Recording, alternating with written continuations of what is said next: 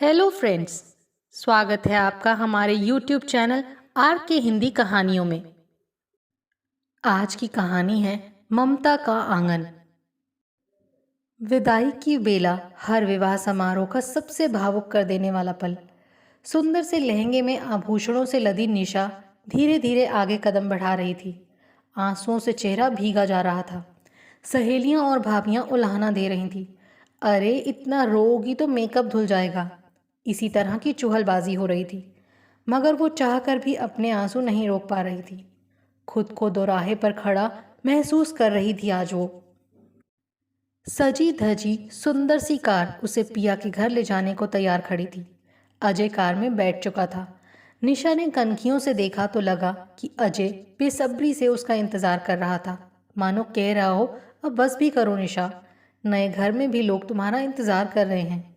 वो एक कदम आगे बढ़ती तो दो कदम पीछे वाली स्थिति थी। पापा भैया पास में ही खड़े थे। निशा पलटकर पापा के गले लगकर रोने लगी। भाई उसे प्यार से सहला रहा था, मानो पापा से छुड़ाना चाह रहा हो और कह रहा हो दीदी एक नई सुंदर सी दुनिया तुम्हारी प्रतीक्षा में है, उसका स्वागत करो। तभी उसने देखा कि माँ किसी अपराधिनी सी दूर खड़ी अपने ढुलकते आंसुओं को छिपाने का असफल प्रयास कर रही थी। दोनों तरफ से स्थिति कमोबेश एक सी ही थी। माँ आगे बढ़कर उसे गले लगाने का साहस नहीं कर पा रही थी, क्योंकि उन्हें डर था कि कहीं निशा नाराज ना हो जाए। ये अधिकार निशा ने उन्हें आज तक दिया ही नहीं था। इधर निशा भी चाहते हुए ममत्व की प्यास को सहलाने में नाकाम साबित हो रही थी। बड़ी ही मुश्किल से माँ धीरे धीरे आगे आकर खड़ी हो गई। मौसी बुआ सभी से निशा प्रेम से गले मिल रही थी। तभी अचानक माँ के दिल में ठहरा दर्द का सैलाब उमड़ पड़ा और उसे जोर की रुलाई आ गई। देखकर निशा से रहा नहीं गया। वो भी माँ की तरफ बढ़ी। दोनों माँ बेटी इस तरह गले मिली जैसे दोनों को एक दूसरे से कोई शिकवा शिकायत ही ना हो। शब्द साथ नहीं दे रहे थे, बस कुछ देर एक दूसरे से लिपट कर दोनों पूर्ण हो गईं। अब निशा को जाना ही था, क्योंकि कार देर से स्टार्ट होकर खड़ी थी। नए घर में पहुंचकर निशा को बहुत प्यार सम्मान मिला। शुरू के कुछ दिनों में उसे किसी भी काम में हाथ नहीं लगाने दिया गया। उसकी छोटी प्यारी सी ननद अपनी माँ के हर काम में हाथ बटाती। धीरे धीरे हाथों की मेहंदी का रंग छूटने के साथ साथ निशा भी घर परिवार की जिम्मेदारियों में शामिल हो गई।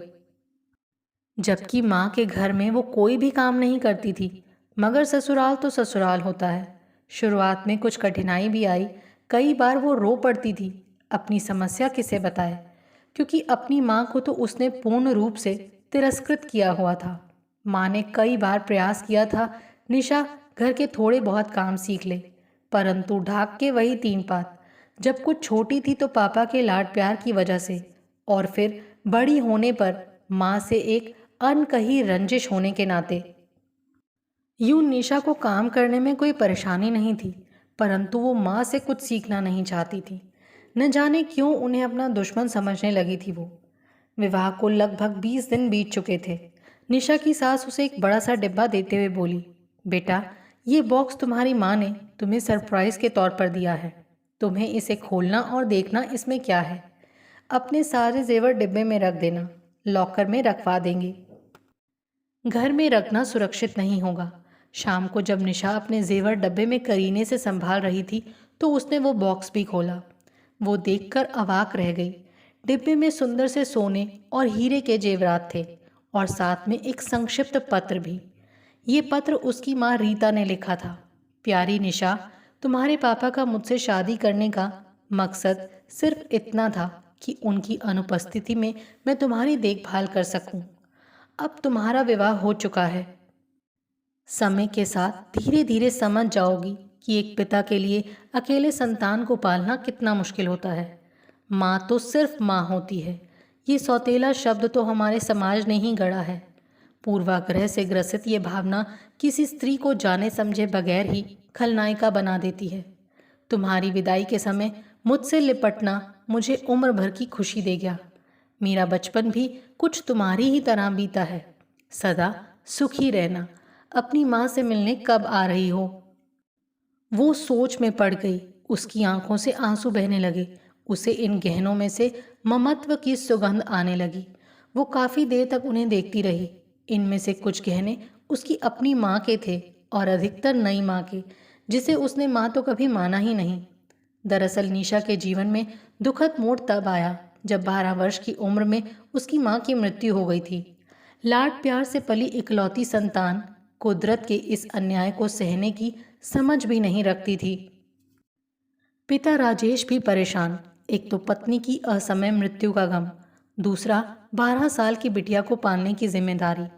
ऐसी कच्ची उम्र जब बच्चे कई तरह के मानसिक और शारीरिक परिवर्तनों से गुजरते हैं, एक पिता के लिए बहुत ही मुश्किल हो जाता है, ऐसे में खासकर बिटिया का पालन करना। कुछ लोगों ने सलाह दी कि वो निशा की मौसी से विवाह कर ले, क्योंकि अपनी बहन की संतान को जितने प्यार से वो पालेगी, ऐसा कोई दूसरी महिला नहीं कर सकती। परंतु निशा की मौसी उसके पिता से उम्र में बहुत छोटी थी, इसीलिए राजेश जी को यह मंजूर नहीं था। खैर, समय की मांग को देखते हुए रीता के साथ निशा के पिता राजेश का पुनर्विवाह सादे समारोह में हो गया। माँ को गए अभी सिर्फ 1 ही साल हुआ था। निशा की यादों में माँ की हर बात जिंदा थी। इकलौती संतान होने की वजह से माता पिता का संपूर्ण प्यार उसी पर न्यौछावर था।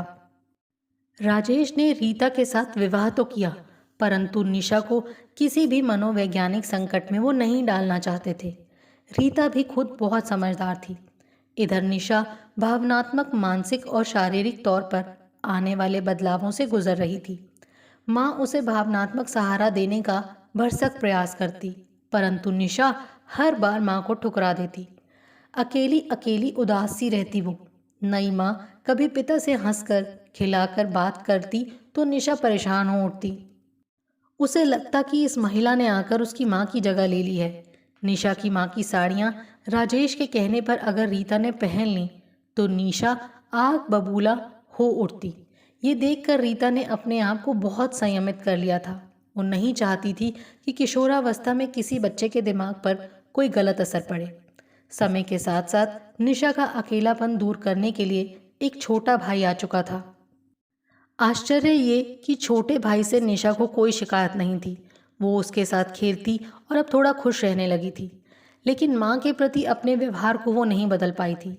22 वर्ष की उम्र पूरी होने पर घर वालों से विचार विमर्श के बाद निशा का विवाह तय कर दिया गया। निशा ने भी कोई अरुचि नहीं दिखाई। वो तो मानो नई माँ से छुटकारा पाना चाहती थी। आज इन गहनों को संभालते वक्त वो सोचने लगी कि अपनी माँ की साड़ी तक वो नई माँ को नहीं पहनने देती थी। और इस अनचाही माँ ने तो उसे खूब लाड प्यार से पाला, कभी अपने बेटे और उसमें कोई फर्क नहीं किया। विवाह के समय अपनी सुंदर कीमती साड़ियाँ और भारी गहने सब उसी को सौंप दिए, जैसे कोई असली माँ करती है। तभी सासू माँ ने उसे आवाज़ देकर दरवाजे पर अपनी उपस्थिति का एहसास कराया। निशा का उदासीन चेहरा देखकर वो बोली, अरे बेटा, क्या बात है? मैंने लॉकर वाली बात कहकर तुम्हारा दिल तो नहीं दुखाया? दरअसल घर में इतना कीमती सामान रखना असुरक्षित है, इसीलिए मैंने ऐसा कह दिया। अरे नहीं मम्मी, ऐसी बात नहीं है, कहकर वो अटक गई। आगे और कहती भी क्या? कैसे कह देती कि जिस माँ ने अपना सर्वस्व उसके लालन पालन में लुटा दिया, उससे वो इतनी नफरत करती थी कि पश्चाताप करने की भी कोई राह ही नहीं सूझ रही है। खैर, सासू माँ भी समझदार थीं। सब जानते हुए भी वो अनजान बनी रहीं। इधर निशा के अंदर उधेड़ बुन चलती रही। शाम को अजय आकर बोला, अगले 2-3 दिन में हम तुम्हारे घर मम्मी पापा से मिलने चल रहे हैं। दरअसल अजय की माँ ने ही उसे निशा को माँ के घर ले जाने की सलाह दी थी। वो धीरे से बोली, ठीक है, मगर मन ही मन बड़ी शर्मिंदा हो रही थी कि कैसे सामना करूँगी माँ का। अगले दिन सुबह मौसी का फ़ोन आया। निशा आत्मग्लानि से भरी हुई थी। उसने मौसी से माँ का जिक्र किया। तब मौसी ने ही उसे बताया कि अजय के साथ उसका विवाह उसकी माँ रीता ने ही तय किया था। दरअसल अजय की माँ रीता की बचपन की सहेली थी। अजय की माँ का विवाह तो समय से हो गया, परंतु ये रीता का दुर्भाग्य था कि बहुत छोटी उम्र में उसकी माँ की मृत्यु हो गई। पिता ने दूसरा विवाह नहीं किया, पारिवारिक सदस्यों के साथ मिलकर खुद ही अपनी बेटी को पालने की जिम्मेदारी ली।